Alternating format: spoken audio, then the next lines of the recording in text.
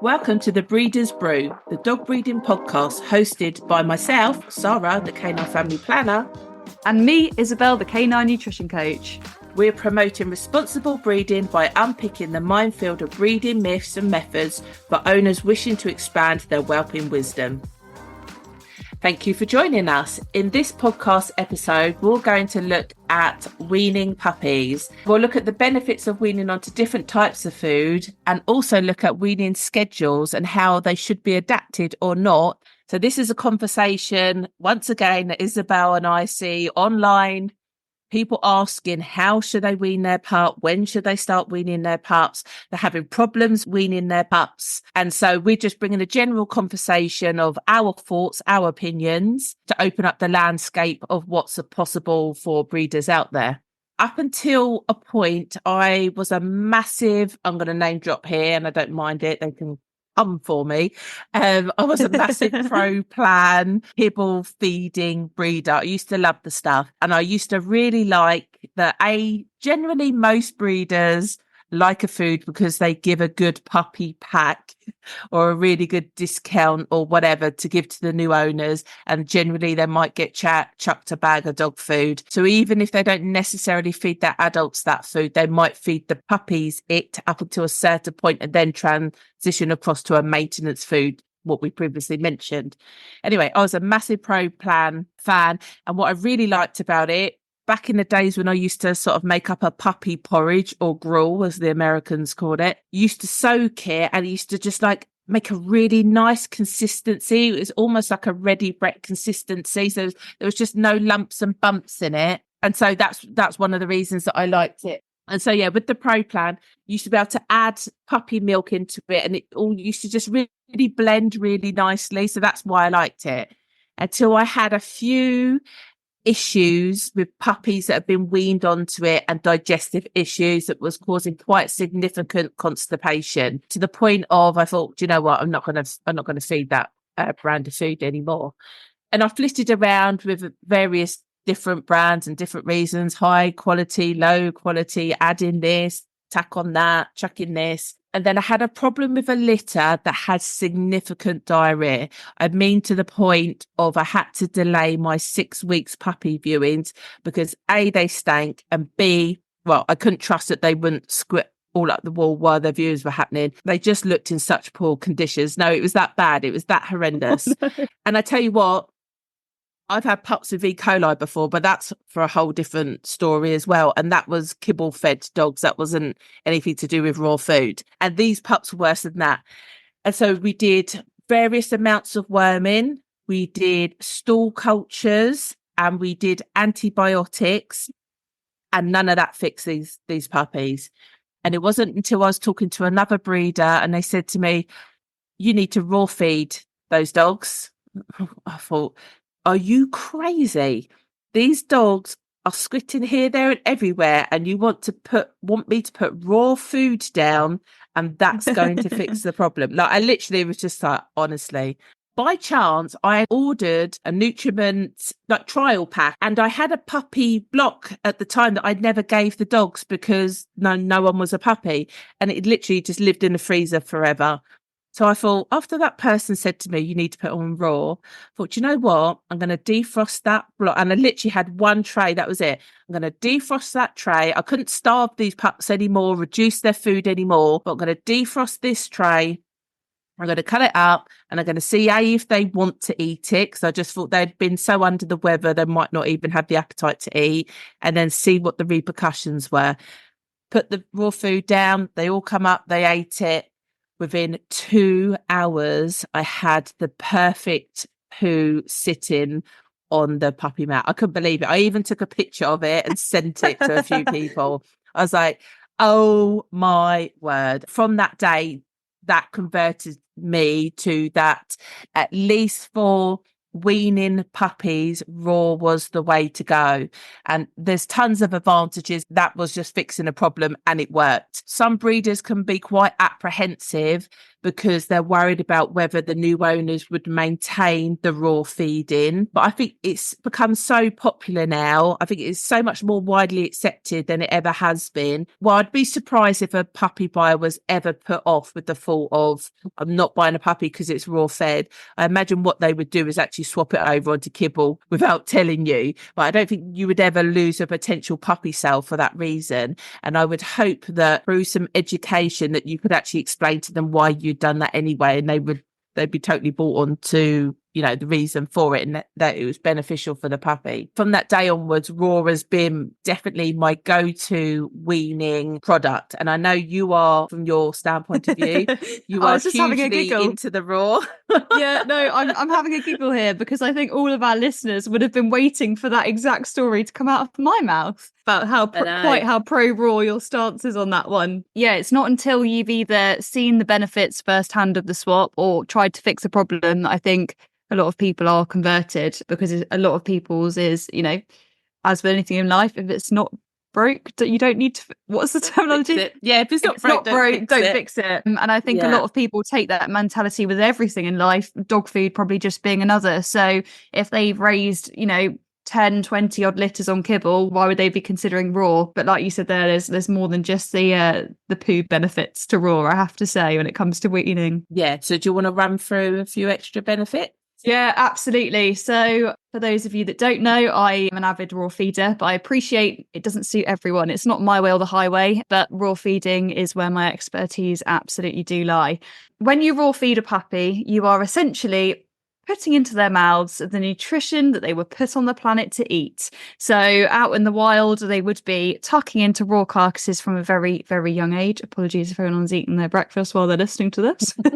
It is literally, if you pop sort of chicken wings down in the pen, even sort of 5-6 week old pups, you would be shocked at how quickly they get the hang of what they're doing. And it is literally because they were designed to eat raw. I get it's not for everyone, and that's fine. Essentially, it means that their gut and their stomachs are predisposed and set up to successfully digest raw. So when you're feeding that, you encourage the stomach to be a lot more acidic. You encourage the gut bacteria to be a lot healthier and more good gut bacteria to flourish.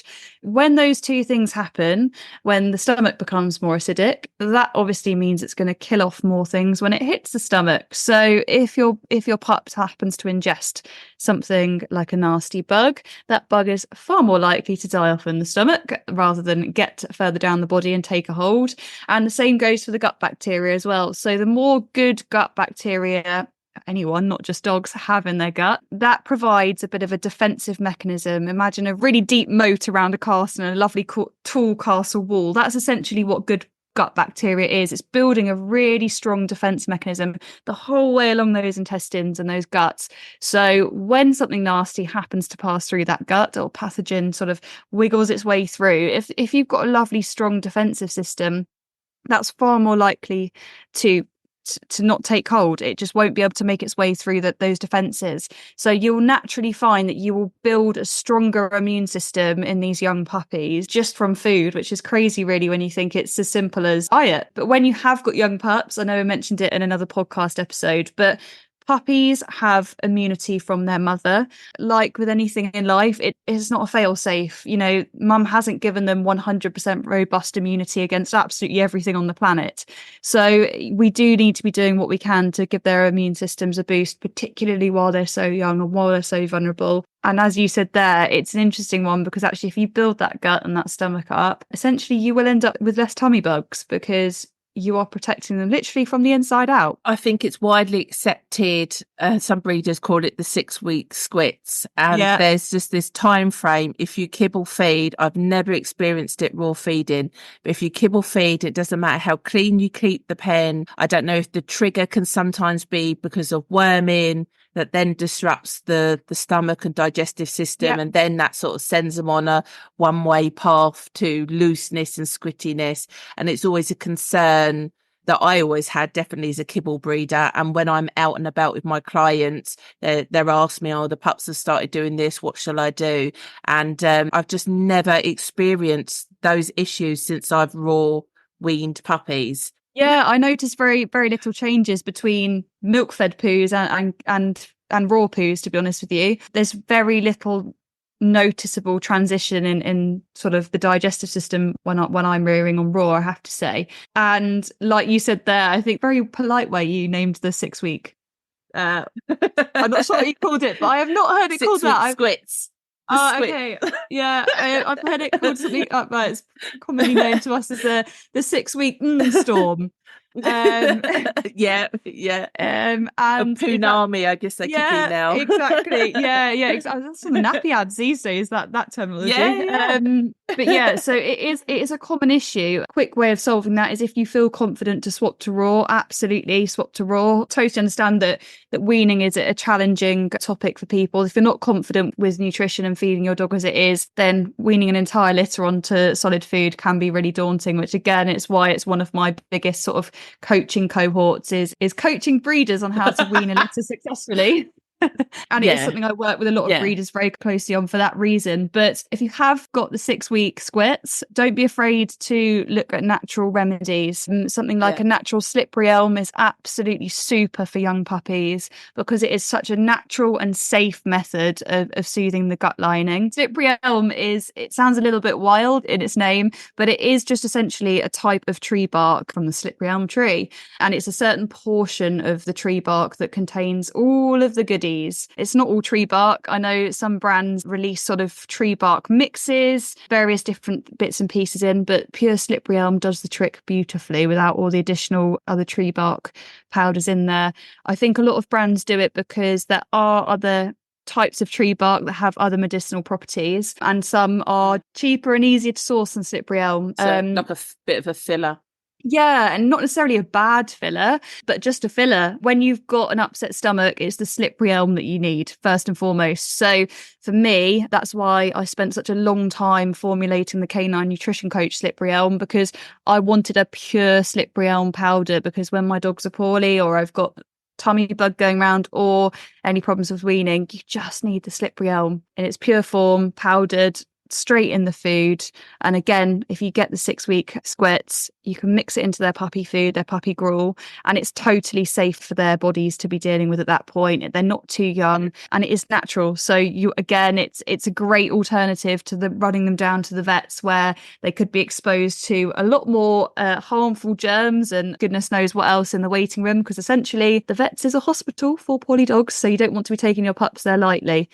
Obviously take them if they need it, but something like a bit of an upset tummy, I'd absolutely be trying a natural remedy in the initial instance for certain.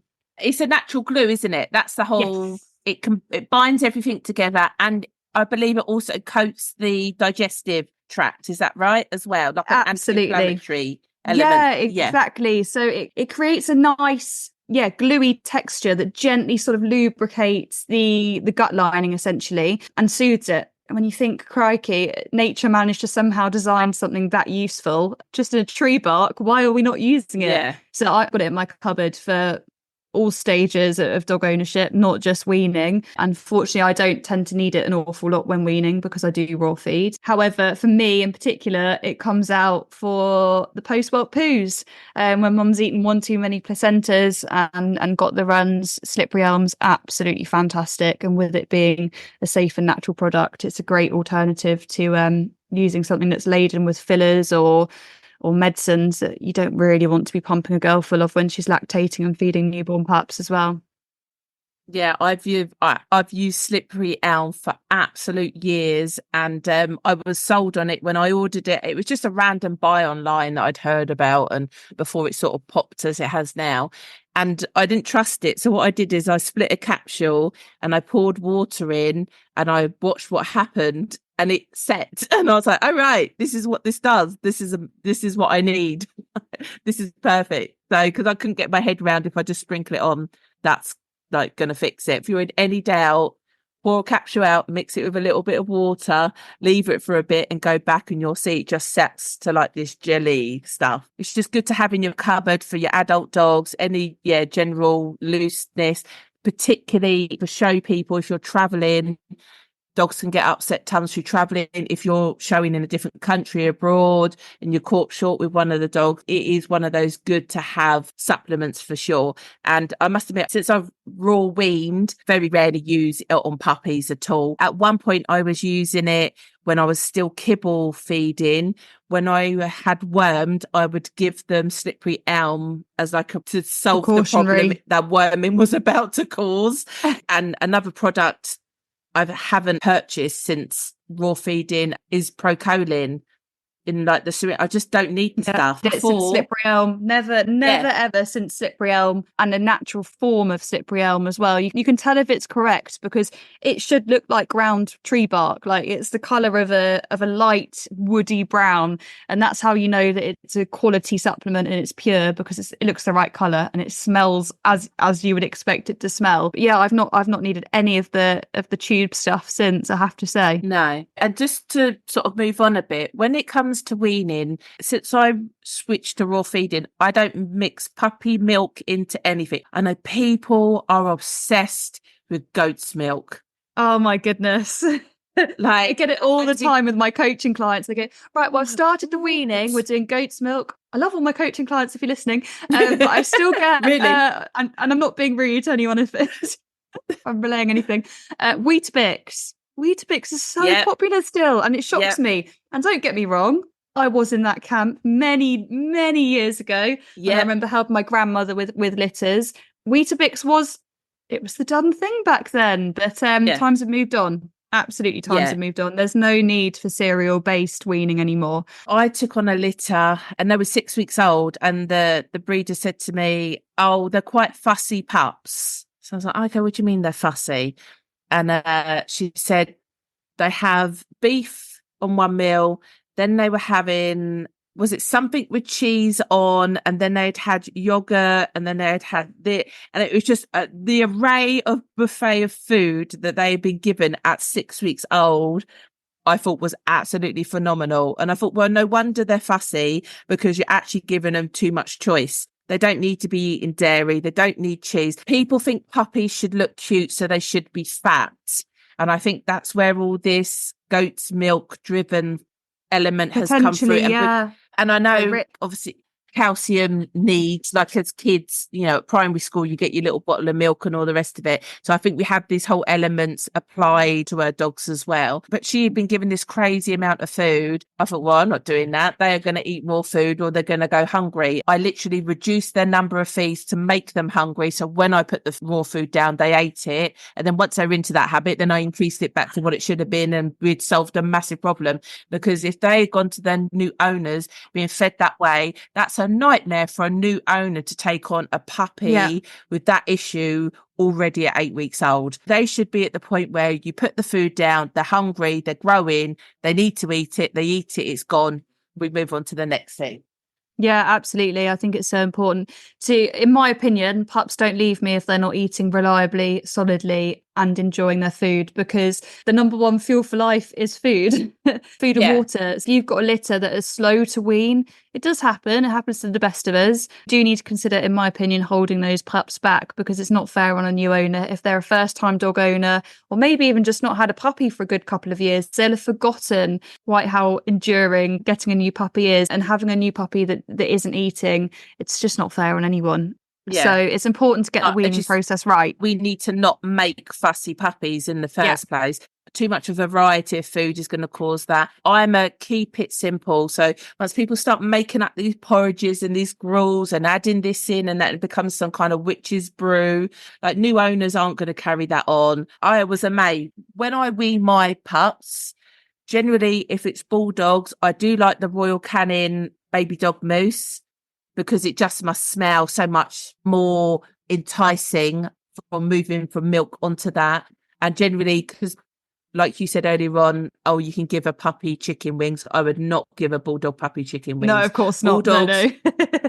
Bulldogs do not chew; they eat things whole. So you have to be very selective on what I should have put a caveat there and a danger warning of please don't do this for any breed. Only if your dogs are already used to this kind of DIY where concept. exactly where I've been more than happy to give the Labradors chicken wing. They were, because their innate DNA is they knew to chew, to bite, to try and rip apart. Bulldogs just go, oh yeah, food, swallow.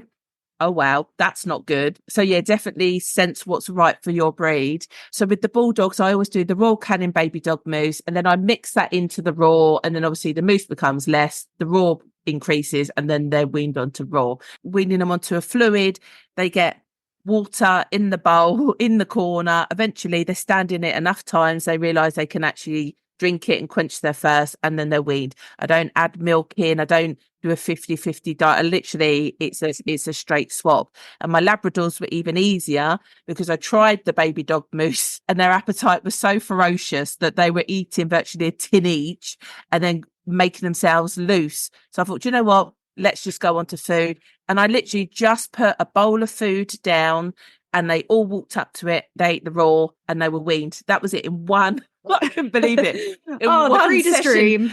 Yeah, I'd weaned these puppies. Sometimes I might add a little bit of water because obviously it depends where you're sourcing your raw from. Some of them could be quite bloody, some aren't. And I think sometimes it depends how they've been processed, where your batches, some might be more bloody than others and that kind of thing. So if I ever found the consistency a little bit dry, I'd just add a bit of water in. Just to make it a little bit more sloppy if that was beneficial to the pups. But it's never milk. It's just a little bit of water mixed in, off we go. And as I say, that's two different breeds on total ends of the spectrum that will both happily wean onto raw, no questions asked. Yeah. So good next question for you. What age do you like to start weaning your puppies? Because I know you said that in jest, the Labradors are weaned in one session, but as we mentioned in another podcast episode about mastitis, it does have to be a somewhat gradual process. So at what point do you start that process with your pups? Yeah, generally the Labradors, really, once eyes are open and they can stand, then there's a conversation to be had to start weaning, even if it's at the lowest possible level. I think generally people want to rush it. So yeah, like I said, I did wean in a day. Well, I didn't. Like, it was the fact of I could just put food down and they ate it, that they still were going on mum, and we weaned them slowly off of mum. But I think it's breed dependent. So for instance, my Labradors weaned at 3 weeks. They could literally walk up to the bowl. They could hold themselves up. They could eat, chew, walk away, no problem. I've had Bulldogs at the same age that can't even stand. They're still head nodding. They've got no stability. So I would still wean them, but I wouldn't wean them in that way. That would be a case of, and I'm with my Bulldogs, I am a little bit quirky. I will wean them individually. So I will have a bowl per puppy. I will make the consistency of the food whatever I want it to be. I like the silicone baby spoons, and I will literally spoon feed them the amount that I want them to have, and then I'll go for the next one and the next one and the next one, and then I'll slowly build up that amount. And it's not until I'm happy that they will actually can stand steady and comfortably that I would then transition them to a bowl or weaning bowl, whatever. Where the Labradors, they were so, because they're lighter, they were so up on their feet from earlier, they were just more advanced, that I didn't need to do the spoon feeding bit. I start baby dogs for me, so I started that way and just thought, you know what, these are way past that. Like, I don't need to make life difficult. Let's just put the food in and see how they go, and they were fine. So age wise, generally 3 weeks ish. In regards to Bulldog puppies, you can wean from puppies' last eyes opening. And that would generally happen if you've got a puppy where the milk quality isn't good, the weight gains are quite slow. So the easiest thing is to at least get some controlled food of high calories and quality into them. So there's no major rush for it, but I would say Bulldog people tend to wean earlier rather than later. Find that the working breeds tend to wean later rather than earlier. I think generally just for convenience. I think Bulldog people have pretty much accepted that whatever you do with a Bulldog, it's going to be hard. It's going to be hard. There are no saving of time or effort anywhere. And after a while, it's just easier to be able to put a bowl of food down and know who's eaten what than wait at the milk bar. As I said, they're controlled feeds anyway, and spend half an hour feeding pups when actually you could get that feed done in 10 minutes if they were weaned. But yeah, for me, generally 3 weeks is the benchmark, maybe slightly earlier, depending on the circumstances. And I generally wouldn't do much later. I don't think there's many breeds that should be much later than that. Oh, well, I don't know, maybe they're Dachshunds because they are.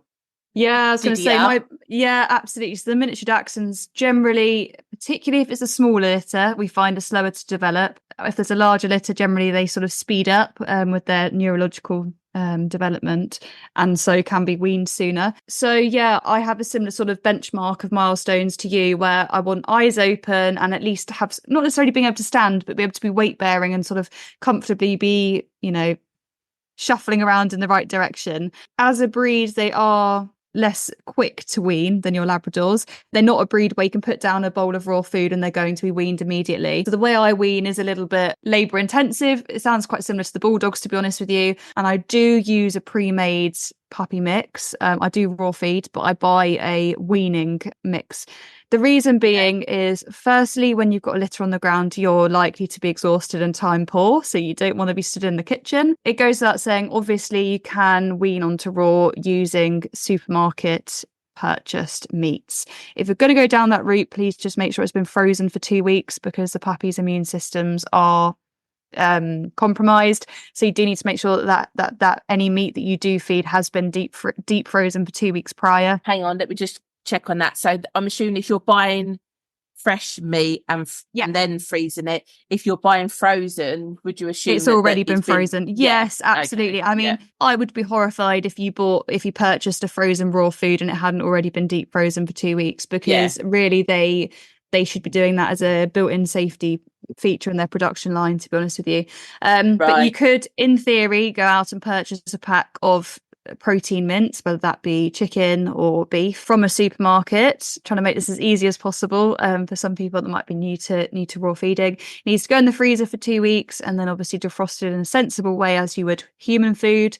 Continue the same levels of hygiene as you would if you're preparing meat in your own kitchen for yourself. And then at which point, I'm very similar to you. I use pre-boiled water. So I boil my water from the kettle, let it go nearly lukewarm, and then I mix that into the raw food, whether that be a weaning paste or chicken or beef mince, to get a very loose, pasty texture, similar to what I would imagine you make with your baby dog mousse and water. I aim for a similar texture with my raw food. So really wet as possible to start with.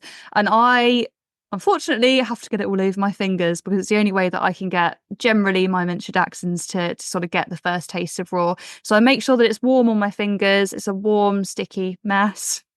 And I have the pups lick it off my fingers. I do it individually, pup by pup. It is a messy affair, but at the end of the day, it's what works, and that's what's most important. And I do that once a day to start with, make sure everyone's getting a good taste for it, and then I obviously increase it slowly as we go. I don't expect my puppies to be on any significant level of raw meat for at least the first week. For the first week, for me, it is very much just having them get good taste of the meat mixture off my hands several times a day, to be honest with you. So they do sound a lot slower to wean in comparison to your Labradors. Honestly, the labs are phenomenal. Even I couldn't believe my luck. I quite like the silicone baby spoons. I'd rather not. That's a much better idea. But because obviously they just fold and bend to the shape. So actually, for the pups, I think you should try that, because they probably wouldn't make any difference. No, it probably wouldn't. Your fingers. In my mind, I do it because I'm like, my fingers are warm, and then I've got warm meat on them. I don't know. To be honest with you, it's probably one of those things. If it's not broke, don't fix it. It's probably the approach that I've been taking with weaning, because I've just been getting it on my hands and doing it that way for a while, but it doesn't mean to say that a new approach might not work. So I'm going to get those silicone spoons ordered in for ASAP for my next litter, I have to say. They're well worth it. When you talked about the human grade food, it will work out very expensive, because yes, absolutely. I had a slight problem with the delivery of some of my raw food, and so I was like, let's run to the supermarket and go and buy all the mince that they've got. And then I was like, wow, this is really expensive for a small mound of raw food. Obviously, people can do that, but cost effectiveness, that Absolutely. is not the way to go. Especially if That's for you've got a sure. large breed or a large litter, 100%. As I sit here, I'm dealing with adult dogs between 4 and 5 kilograms. So you can imagine how small my pups are, and they're on average smaller litters. The other thing that's worth saying is it's a good starting point if you want to go down the route of supermarket minces. Obviously, you need to make sure that they don't have added sodium or added salt, because that will dehydrate new puppies. You'll very often find, sort of even in the freezer section, what looks like potentially just pure chicken breasts that have been frozen. You'll often find that they've been treated with a water sodium mix. So steer clear of anything like that. So if you go in the frozen section and buy frozen mints, the likelihood is that is treated in the same way. You're more likely to need to buy that from the fridge section and then freeze it down yourself, and then obviously defrost it. It's worth me adding here that isn't a balanced diet. No dog can thrive off purely chicken protein or purely beef protein. I say that because it's a great way of getting pups used to the flavour, and it's, with it being boneless mince, it's really easy to change the consistency. So you can start off with loads of water and it's a really wet paste. And as we go, I include less and less water up to the point where it's nice, stringy bits of mince and the puppies are having to chew. At which point, when those pups are thriving and chewing on mince, if you're not a confident raw feeder, it's at that point that you need to consider moving your pups over to a complete or at least a balanced puppy diet, because they will need many more nutrients than just what's in that mince for development. So that's personally why, yes, the supermarket mince is there and we've all been caught short, me included, even when we've got litter on the ground. It's a good tool to use at that point. But I personally, for that reason, will buy a branded weaning paste. The reason I say a weaning paste, even though it's raw, is because if it does have bone content, depending on the brand that you will go with, it will either be a powdered bone that is included or a bone that is so finely minced that the puppies won't struggle on it. If you buy a puppy mix, that is more likely designed for puppies 8 weeks or 10 weeks and above that have already got their puppy teeth nice and in, have understood the concept of chewing, and are happy to consume small pieces of bone. It is not suitable for 4-week-old, 3-week-old puppies. So please make sure you're buying the appropriate pre-made weaning minces, because they are great and I use them. There's no need to be worried about using them. They're brilliant. They're designed with convenience in mind. So there's no need to be afraid of that.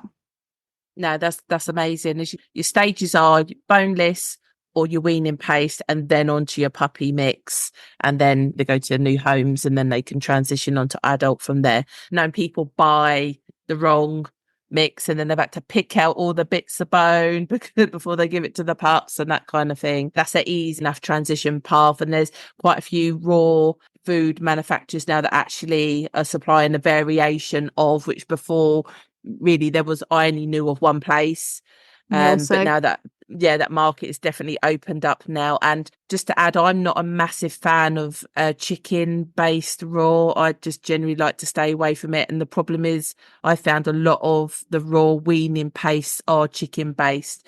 But I have managed to find non-chicken. Yeah, you do just have to dig around. It's a matter of you've just got to put the hours in the research, or just go to a professional that can help you out, like myself, and I just coach you through it and give the information to you on a plate. Excuse the pun. Yeah. So the other thing is with chicken, it's a great protein. My dogs, as a lot of raw fed dogs, get a whole plethora of different proteins to make sure that they are getting the variety they need, as do my pups before they leave. It's worth saying here that if your bitch suffers from itchiness or potentially allergies, which hopefully she won't, bear in mind you've bred her, but there might be an instance where a girl seems to show some allergenic tendencies after the point you've bred her. If that's the case, chicken is one of the most likely proteins to potentially cause some form of allergy or reaction. There's many reasons behind this, but as I said, if you notice your girl is potentially on that spectrum of being a little bit allergenic, I would consider that the pups could be the same. So you might find that chicken isn't the best protein to be weaning those pups onto if mum already has those tendencies, or dad in that instance, actually, because the tendency to have allergies is genetic. the allergy itself isn't. So if dad is allergic and cannot eat chicken, I'm not saying that the pups will inherit a chicken allergy. It's more the fact that if you have a tendency to have allergies, that is what is genetic. So if mum or dad have some form of allergies, just be aware that if you wean onto any type of food for that matter, not just raw's in some aspects easier to wean onto if that's the case, because it's very easy to identify and pinpoint potential allergenic protein straight away, because generally meat mixes are single protein. It's something to be aware of. Yeah, I've only experienced it once, and the only telltale sign was excessive tear stains, and they all had red crusty necks on them. And so we just changed the protein base and the problem was fixed. And so, yeah, that was kind of the final nail in the coffin for chicken for me. I thought, I'm just not going to do it. I don't feed my adults chicken. So why am I doing that with my pups? Absolutely. So, yeah, like apart from that, they were finding themselves. They gained weight. Stools were fine. It wasn't enough for me not to stop raw feeding. It was just a case of, let's switch up what protein we're feeding. Exactly. Trial and error. Yeah, exactly. And also, I know some breeders are slightly hesitant because they're worried about the conversation of new owners then taking on a puppy that's raw fed. I think I need to say that I'm some kind of hybrid feeder, because I have no alliance, I've said it in other podcasts, to any method of feeding. So I am a person, I like my pregnant mums to be on raw. She stays on raw and while she's weaning, rearing pups and that kind of thing, and the pups I put onto raw. But generally once the pups get to 6 months, I then start transitioning to a kibble food, either for convenience or a cold pressed food. I prefer cold pressed over kibble, but it all depends on the circumstances. So I kind of sell that to my puppy owners, saying, look, even if you really hate doing this, you're getting them at 8 weeks, they're already 2 months old. And at 6 months, I have no problem with you changing them to this. So it's only 4 months of hell at worst. Surely you can get through that, of just defrosting some food. And I get it. Some people with kids don't want to do it, though. I think that's all a bit of a myth. That's just general hygiene and best practice of keeping things clean and tidy. But I get it from a convenience point of view. You've got to remember to be defrosting food. Storage is a bit of a nightmare. Yeah, you need I have got the whole dog freezer. Exactly. So I totally get it. And as a breeder, weaning puppies onto raw is more expensive because, well, I'll say a £40 bag of kibble, but it'd be £60 nowadays, won't it?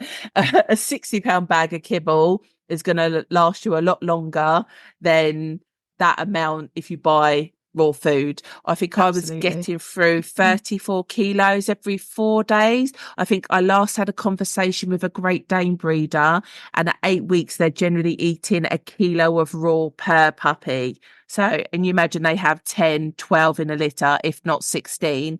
That's a lot of raw food that you're ploughing through. So I understand that the cost element might be a reason why breeders don't go down that route, but to me the positives of it far outweigh that. And even having, I tell you now, a litter of puppies raw fed, you could not clean their pen for 2 days and it still wouldn't smell poo. You might smell a wee, but it wouldn't smell a poo. Raw poo just doesn't smell, doesn't emit the odor. It's easier to manage. They don't trample in it and it gets smeared everywhere. Cleaning the pens in the morning is so much easier. So to me, that far outweighs not feeding raw. And the reality of it is puppies should probably be priced more expensive to accommodate that extra cost. Yeah, and that's a really good perspective. I mean, if you are struggling, like you said, if you're struggling to fund the uplift in food, I think that's a really good approach. Just raise the price of your puppy slightly just to cover the food cost. Absolutely. Because a lot of new owners, I would hope, especially for attracting the right sort of families, they would put value in the fact that you've raised those puppies to that, the top care and attention, and you've set their immune system up for life by feeding them on the diet that is best for them. I know puppy prices and all that kind of thing people get uncomfortable with, but in the reality, especially with the lab puppies, they could eat you out of house and home quite quickly. And I said to the owners, the reason the pups are this price is because they've been reared this way, because that's what I believe as a breeder breeder is the best way to start them off on the right path for you. And I tell you what, ever since I've raw fed, I've never had a new owner say, I've got the pup, it's unwell, it's got an upset stomach. I just never had that. I mean, I've changed my vaccination protocol, so that probably might be part of it as well. The whole transition into a new home just seems to be easier. I don't know if it's because of the immune system set up better. It removes all of those conversations. So it is more expensive, but realistically, you need to look at how much benefit that actually brings to the litter and your own sanity of rearing puppies, because it doesn't need to be as a nightmare as people have it be. And I think it ends up being that way because you're trying to keep costs low. Yeah. And so actually from a breeder's perspective, it actually makes your life rearing puppies much more difficult. Let's take that hit and accept that that's going to cost that amount of money, but it means I can rear the puppies this way. So I generally say to my new owners, look, just put up with it for 4 months, then transition across, fill your boot. And then I just recommend, if you're going to do kibble, this one, if you're going to do cold press, this one, if you're going to do raw, this one, you can decide at that point from 6 months old. And I've had some owners go, do you know what? I'm actually moving my dogs that I've already got onto raw because I want to go down the raw food route. And then I've had other owners go, do you know what? I cannot wait till they're 6 months old because I need to put them on the kibble. Which one do you recommend? And there is no right or wrong. I'm over that bit. Ultimately, what I found is that a raw fed puppy will grow totally different. What I've come to realise is, coming from bulldog background, is so many of the puppies are obese. And yet we've been conditioned a little bit to go, oh, wow, that's really cute. Look at all those wrinkles. No, that's a massive obese puppy. And that's why sometimes they can't walk properly on their back legs. They haven't got the strength to lift their own weight where they're already that heavy. It can't be good on their joints. It can have too much of a good thing. And so what I've realised now is, I know my pups grow different on raw, and I don't need to compare that, because as breeders, we do that. You got your cute little pups, and then you go online, you go, oh my God, look at those ones, and look at those ones, and look how big those ones are. And even I had a microchip in today, and the guy was like, oh, are my pups looking the right size? Like, what were your Labradors like? And I was like, I can't remember. They were the weight that they were. Like, it didn't bother me as long as proportionate is right for the dog. But we get this whole comparison mindset, and we have it all on Instagram and Facebook and that kind of thing. But what I've come to learn is the growth rate of a raw fed puppy is slower but steadier, and it's like this solid framework that you're working on. It's just not too much of anything, is what's correct for that dog. And I've showed you Isabel, haven't I? Where I've seen online, I've gone, look at this puppy, somebody else's puppy, look at that. And then look what it's grown into. And they weren't comparable. And then when I've looked, oh yeah, because it was just a big fat overdone puppy. And actually probably if they raw fed that pup, they would have known it was going to turn into... Yeah, well, they would have seen the actual confirmation of the dog to know that actually really it's going to turn into that. It was always going to turn into that. But you can mask so much with extra covering. So I'm a show breeder, 30 years in, I'm always assessing my puppies. I'm always trying to pick which ones pick a litter, which ones put together right, always trying to forecast what they might grow into, even at 4 weeks, 6 weeks, 8 weeks, and then the reality of it all. But what I've learned is actually forecasting that easier on a raw fed dog, because they hide nothing. Everything is there to be seen from the beginning. Yeah, that's a really interesting perspective as well. So sorry, that's my little rant of puppy assessment. Let's now have a look at puppy feeding schedules. So what have you got to say on the subject, Isabel? I must say, I'm very lax when it comes to weaning schedules. Right. Because to an extent, I'm guided by the pup. So I don't even start the same litter at the same time. I literally just go on milestones. Do they look ready to start weaning? Yes or no? I then am also somewhat guided by how keen the pups are on the food. Sometimes you'll have a litter that are sounding like your Labradors, where they have a couple of tastes of the raw paste and they absolutely go wild for it, and you think this is going to be easy. Good, a couple of days of taste and we're on to doing it multiple times a day. Whereas sometimes, particularly smaller litters, and I find sometimes boys are a bit slower, I don't know why, it can take me a good couple of days to even have them getting excited over having a taste of the food. So particularly in the initial instance, I don't have a schedule. I'm guided by the pups. So in that sort of sometimes they're, just before 3 weeks, I can start giving them a taste. Sometimes it's nearer 4 weeks. So anywhere in that sliding scale, the first couple of days, if not week, are again another sliding scale for me.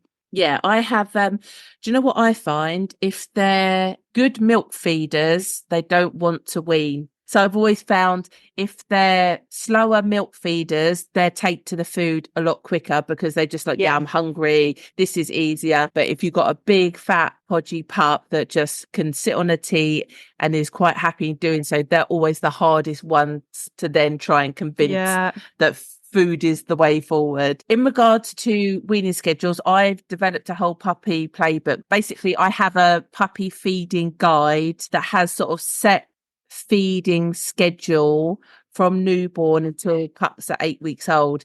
Now, this is exactly that. It's just a guide. So even though I've designed and developed this, it doesn't mean that I religiously stick to this myself, but at least it shows me, for instance, to pick one out, at 4 weeks, typically I would be doing 2, maybe 3 weaning meals a day, and then the other 3 would actually be milk feeds. So it literally is a gauge for me to know whether I'm behind the curve, in front of the curve. It's more important that you go with the puppies that are in front of you rather than trying to force them into a timetable that's not actually right for them. But I like this gauge because, as I say, it just gives you a benchmark of where you should be. So I was going to say it's a free download on the caninefamilyplanner.com website, but it's not.